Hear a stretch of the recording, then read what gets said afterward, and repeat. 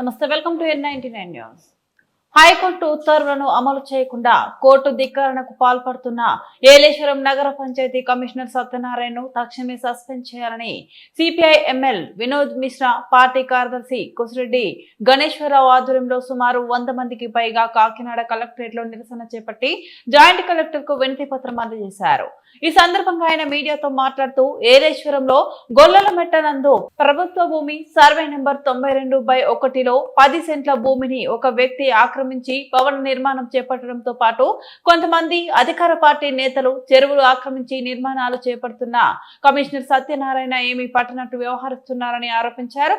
ఈ కార్యక్రమంలో CPI ML మహిళా సంఘం జిల్లా నాయకురాలు గండేటి నాగమణి, గుమ్మడి పాదాలమ్మ, కందుల వరలక్ష్మి, ఆదివాసీ గిరిజన సంఘం రాష్ట్ర కార్యదర్శి రెడ్డి ఆనందపాల్, ఆదివాసీ గిరిజన సంఘం రంపచోడవరం డివిజన్ నాయకులు నాగులపల్లి అర్జునుడు, సోమల కొసల, వల్లి కొండలరావు, బొండు వీరబాబు, కందుల కృపాప్రసాద్, నాగులపల్లి శంకుర, దొమ్మెటి లక్ష్మి, తిరుమల అజ్జమ్మ తదితరులు పాల్గొన్నారు.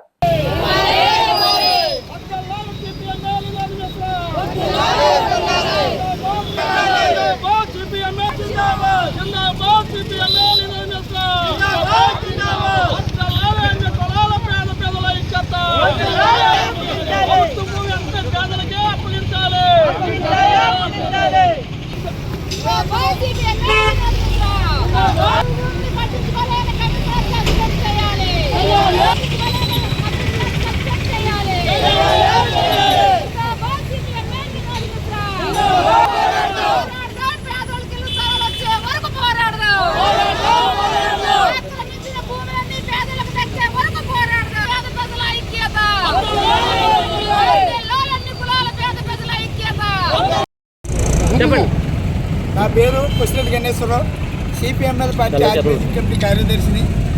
ఏలేశ్వరంలో కమిషనర్, నగర పంచాయతీ కమిషనర్ ఎవరైతే ఉన్నారో ఆయన ఒక బిల్డింగ్ విషయంలో ఆయన పట్టించుకోకుండా పర్మిషన్ లేకపోయినా సరే అక్కడ బిల్డింగ్ కట్టేస్తూ ఉంటే ఆ యొక్క ప్రభుత్వ పంట భూమి అది 10 సెంట్ల భూమిలో మొత్తం అతను కట్టేస్తూ ఉన్నాడు.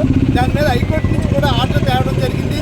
హైకోర్టు నుంచి ఆర్డర్ వేస్తే ఈ యొక్క కమిషనరు ఆ యొక్క లాజిస్టిక్ లంచం తీసుకుని అక్కడ డబ్బులు తీసుకుని అలా పట్టించుకోకుండా మొత్తం అతను బిల్డింగ్ కట్టేదాకా అలా నిర్లక్ష్య వైఖరి చేస్తున్నాడు. హైకోర్టుని ధిక్కరించి ఆయన హైకోర్టు ఆర్డర్ కూడా పక్కన పెట్టేశాడు. ఆయన తక్షణం సస్పెండ్ చేయాలని మేము ఈ కార్యక్రమం తీసుకోవడం జరిగింది. అలాగే 92 సర్వే నెంబర్ 100లో జరిగినటువంటి ఈ సంఘటనపై తక్షణ చర్యలు తీసుకోవాలని కలెక్టర్ గారి కార్యాలయం వద్ద కార్యక్రమం నిర్వహించడం జరుగుతుంది.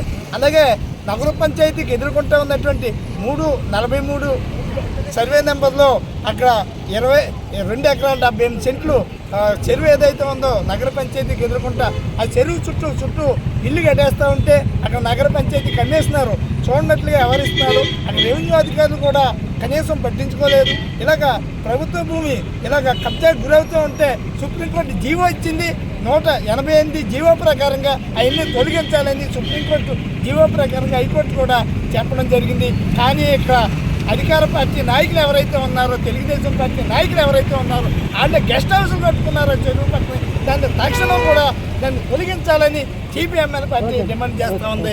అలాగే మన జడ్డింగన్నవరాన్ని పేదలు పంచిపెట్టాలని చీలింగ్ భూమి 26 ఎకరాలు మేము ఆయాల తెలియపరిస్తే మన ఎంఆర్ఓ గారికి ఎల్ఎస్లో ఎంఆర్ఓ ఎప్పటికొచ్చే భూములు ఎవరికి కూడా ఇవ్వలేదు. అలాగే ఇళ్ల స్థలాలు హైకోర్టు కూడా ఆర్డర్ ఇచ్చింది.